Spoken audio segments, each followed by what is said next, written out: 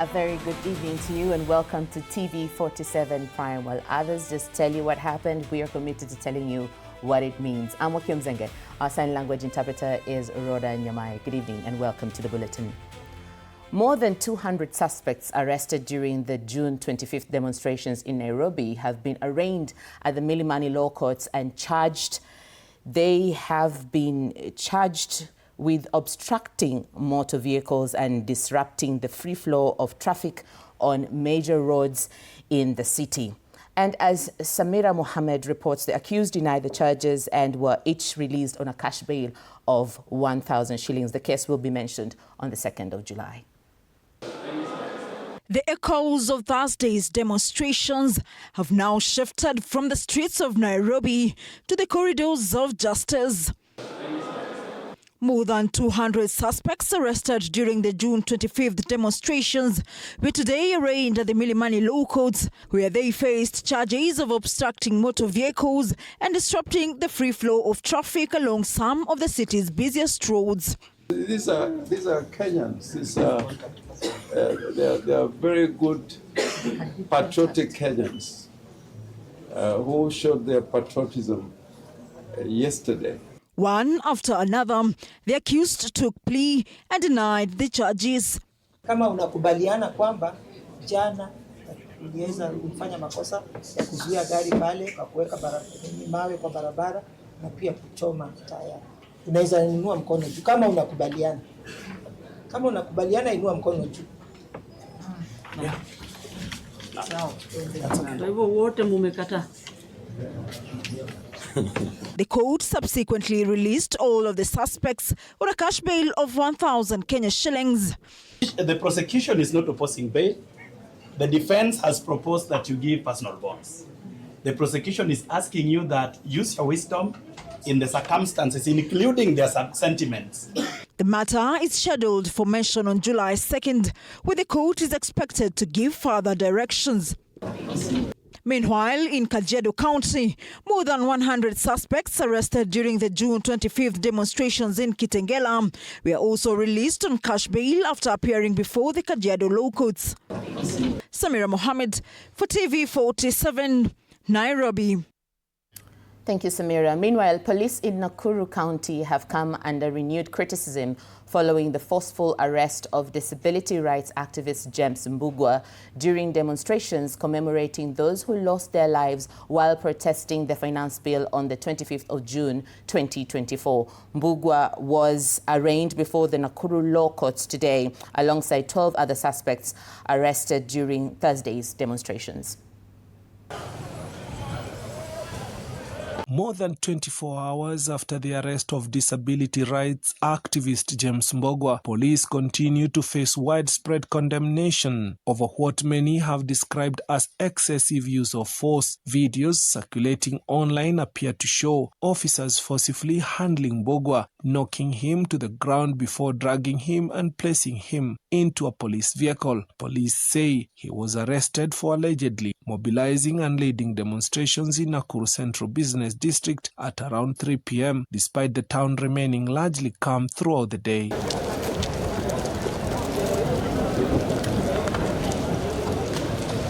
The 32-year-old James Mbugua and 12 other suspects were arraigned before the Nakuru Law Courts after spending the night in police custody. They were charged with creating a disturbance, organizing unlawful demonstrations, and causing public disorder within Nakuru town. The court granted each accused a bond of 10,000 or a cash bail of 5,000 shillings. Those who were unable to immediately raise the bail were temporarily remanded at Nakuru GK prison before securing their release later on Friday evening at around 6 p.m.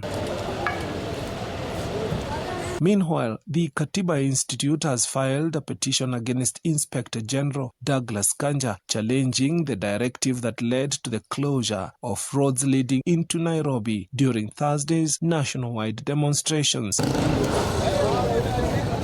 For TV47, I'm Willie Dennis Njiru. The National Police Service has condemned the conduct of officers captured in a viral video allegedly mishandling a suspect during an arrest in Nakuru City.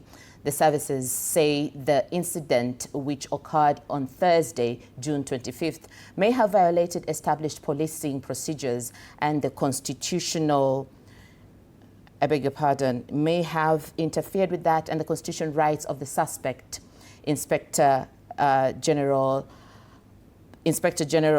Kanja, Douglas Kanja, has ordered the Internal Affairs Unit to complete an impartial investigations. And let's just go to that story, impartial investigations.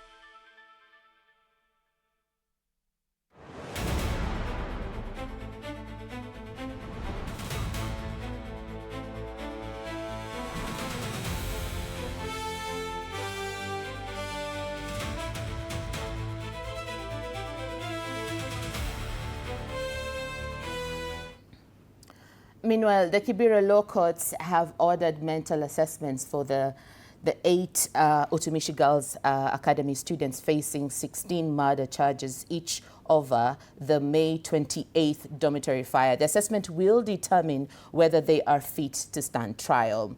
According to the court, the 8 suspects will undergo mental assessment at Madari National Hospital on Monday. The assessment will be conducted by a child psychiatrist. The order comes 2 days after the Naivasha law courts transferred the case to Nairobi over concerns for the suspects' safety. Earlier this week, the Office of the Director of Public Prosecutions approved murder charges against the 8 suspects. Initially, 9 students had been listed as persons of interest, but one was later cleared due to insufficient evidence linking her to the offense. The media was barred from covering the proceedings, with the court citing the sensitivity of the case. The matter will be mentioned on the 1st of July 2026.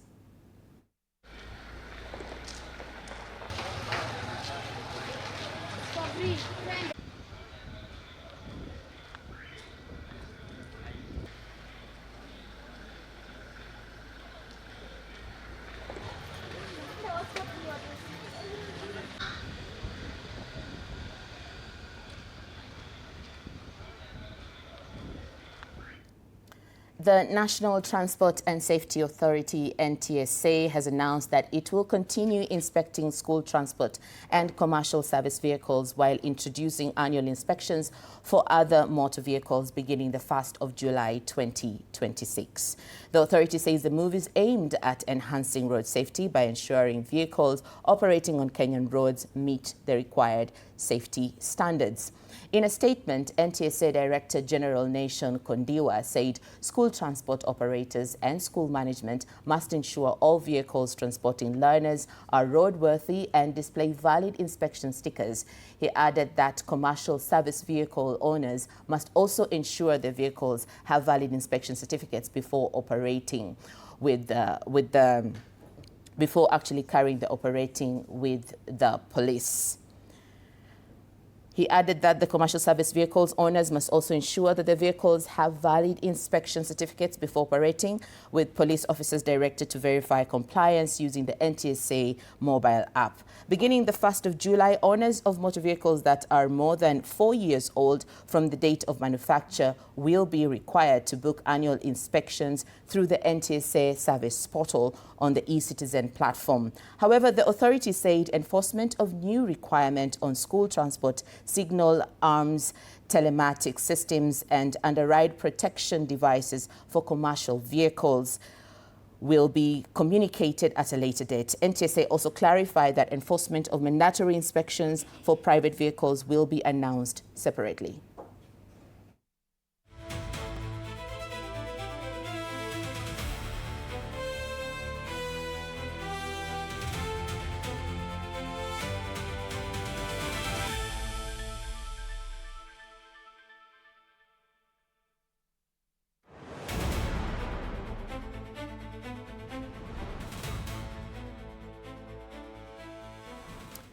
Meanwhile, the High Court has concluded its proceedings in Kwabinzaro Forest, where witnesses testified on the events that unfolded in the area.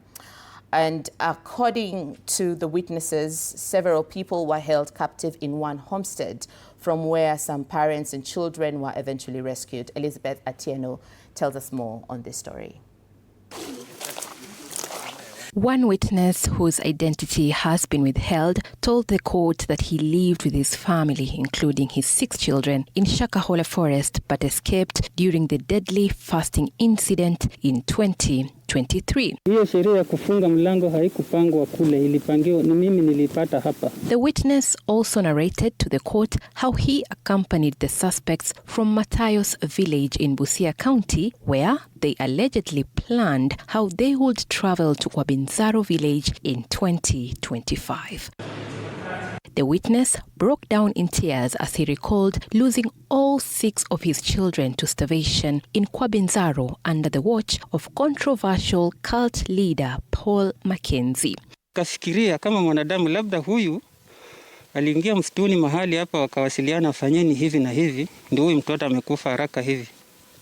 Tena wataki nimuone vizuri nimchunguze. According to the witness, the Kwabinzaro cult led by Charlene Anendo, who lived about 10 kilometers from the villagers, received instructions from Paul Mackenzie. The witness also told the court that the Kwabinzaro deaths were directly linked to the Shakahola massacre. Speaking after the proceedings, Justice Wendy Kagendo called on area security officials to remain vigilant and apprehend all those involved in religious indoctrination. More than 50 people died in the Kwabinzaro cult tragedy in 2025. Elizabeth Atieno, TV47. On other matters, the Baringo County government has launched a tricycle ambulance to improve maternal healthcare services in Tiati. However, the initiative has sparked debate over its effectiveness in areas with poor road infrastructure. Susan Locho reports. For many years, expectant mothers in Tiati have faced major challenges accessing healthcare, often traveling long distances over rough and difficult terrain to reach to the nearest healthcare facilities.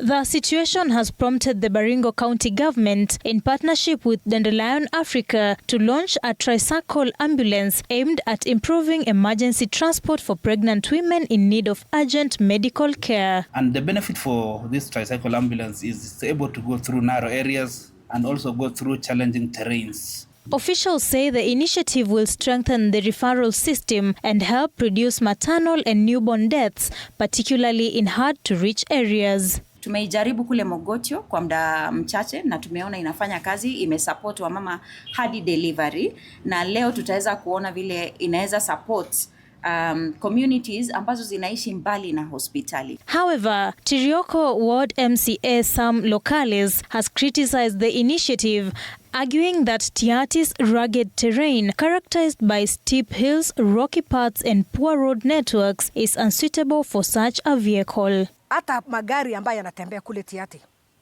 yanapata challenges mingi. Hata aina ya Land Cruisers zinaenda zikiharibika. Sasa ikawa kwamba ati ambulance na si ambulance ni kitu kingine tunaona katika hizi matown. I'm very shameful as a member of Baringo County Assembly kwamba old governor, deputy governor anaflag tuk-tuk. Locales is now calling on the county government and its partners to prioritize standard ambulances and invest in road infrastructure to ensure emergency services can reach all communities effectively. Don't blackmail our people by giving a donation of a tuk-tuk. The debate continues as stakeholders weigh innovative solutions against practical realities in efforts to improve emergency healthcare access in Tiati. Susan Locho for TV47. Lawyers representing Kipipiri MP Wanjiku Muhia on Friday walked out of a hearing before the Independent Electoral and Boundaries Commission's Electoral Code of Conduct Enforcement Committee, accusing the panel of bias, procedural unfairness, and pursuing a predetermined outcome against their client. The legal team, led by advocates Edward Mureu and Dengwa Njiru, withdrew from the proceedings after the committee declined their application for an adjournment and indicated that it would proceed with the hearing into allegations that Muhia breached the Electoral Code of Conduct during a public rally in Olkalau on the 14th of June. Apollo Kamau reports.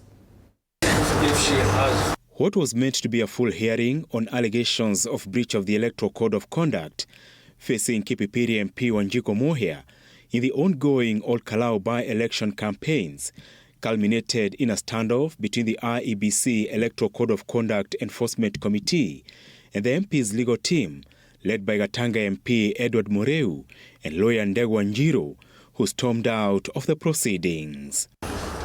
The walkout came after the IEBC declined an application by Muhia's legal team seeking to move to the High Court for an interpretation of the Gazette notice summoning the MP.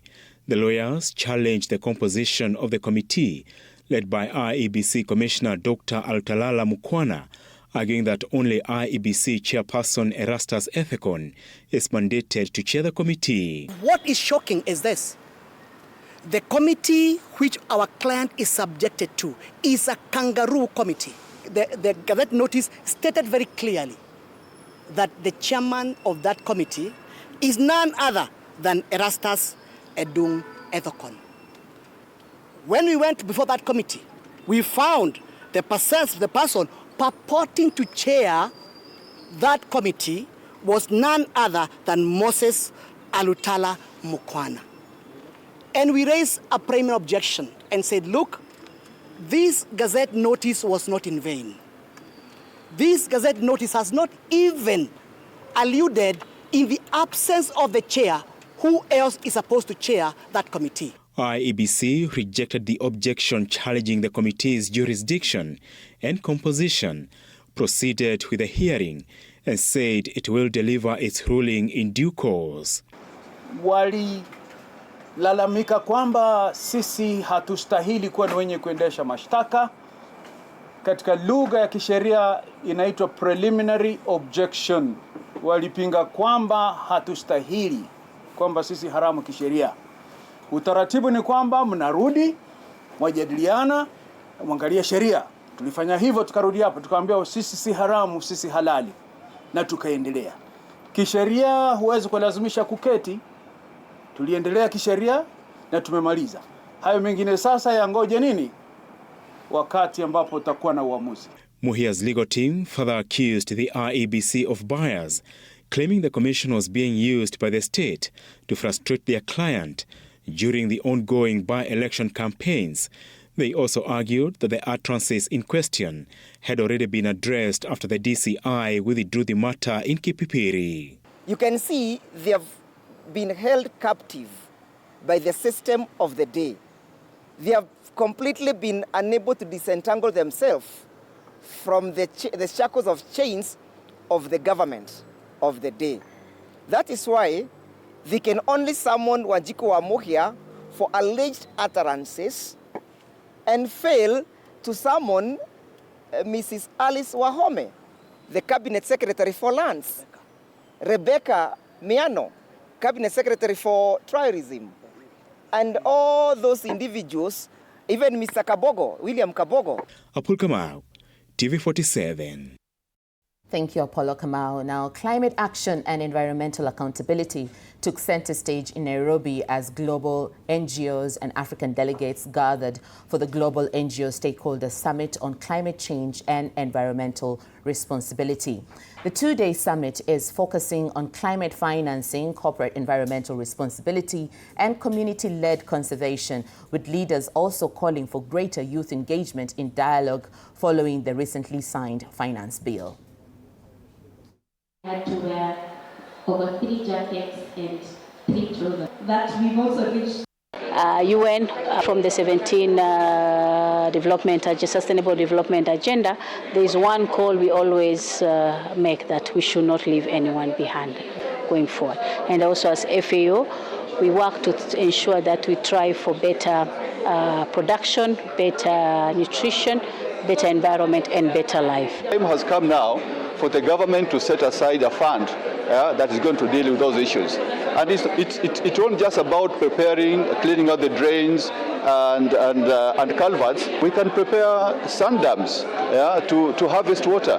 We can, so that, you know, by the end of the El Nino, we have water that can last us until the next rainy season.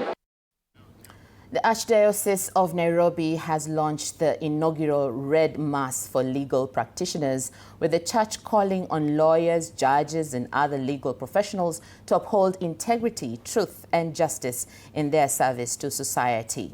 Speaking during the celebration at Holy Family Basilica in Nairobi, Metropolitan Archbishop Philip Anyolo urged legal practitioners to emulate the values of St. Thomas More by remaining committed to honesty, courage, and the defense of human dignity. The Mass brought together Law Society of Kenya, Resident Senior Counsel Charles Kanjama, members of the LSK Council, judges, magistrates, advocates, law students, and other stakeholders in the justice sector. Participants described the Red Mass as an opportunity for spiritual reflection and renewed commitment to ethical leadership and professional excellence in the administration of justice.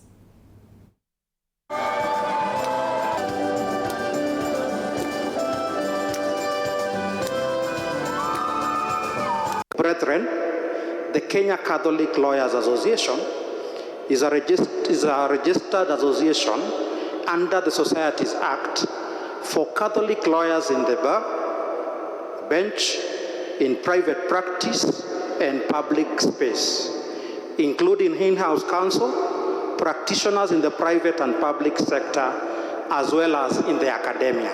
The tradition of the Red Mass is a tradition that goes back several centuries, and it brings together judges and magistrates, advocates, law students, law lecturers or academics, professors, and all the people who are members of the legal profession, both Catholics and non-Catholic Christians, and other lawyers of goodwill who intend to participate.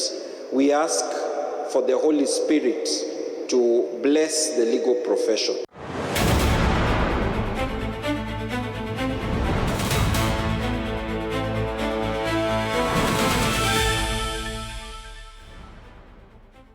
On matters sports, more than 1,400 athletes are expected to take part in the 26th edition of the Lewa Safari Marathon on Saturday in Meru County. Duncan Mutua reports from the slopes of Mount Kenya. Countdown begins now. 5. All is set for the 26th edition of the Safari Marathon, set to take place on Saturday morning at the Lewa Wildlife Conservancy in Meru County. We've been preparing for it. The team here have been preparing for it for months and months. It's happened for 26 years, so there's a really well-oiled machine to get it going, but it involves a lot of logistics. It involves getting the medical backup right. It involves putting up a huge tented city to look after everyone, clearing the course, and of course providing support and medical backup and entertainment as well. Lewa is unique.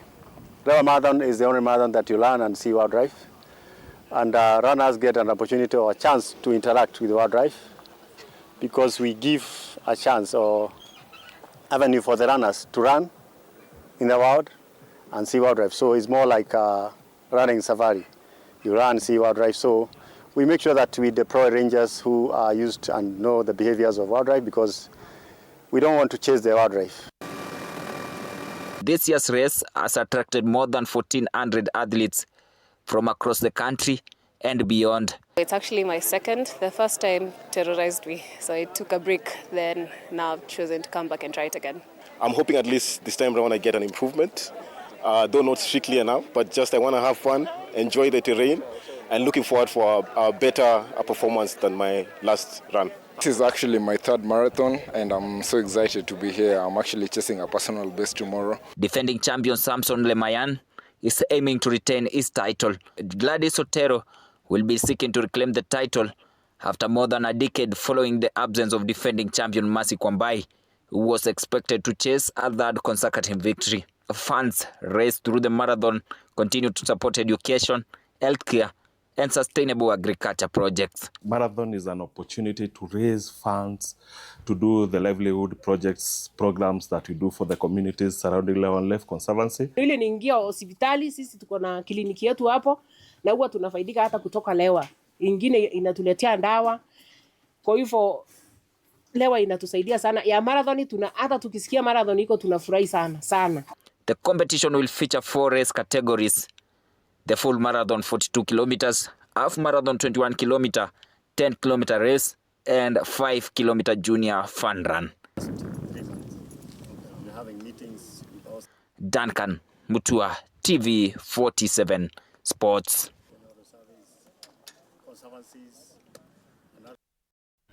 From marathon to football, jubilant South African fans fill the streets of Monterrey with songs, dancing and celebrations after Bafana Bafana secured a historic place in the FIFA World Cup round of 32. Supporters celebrated long after the final whistle, waving flags, embracing one another and joining Mexican fans in the festivities across the city.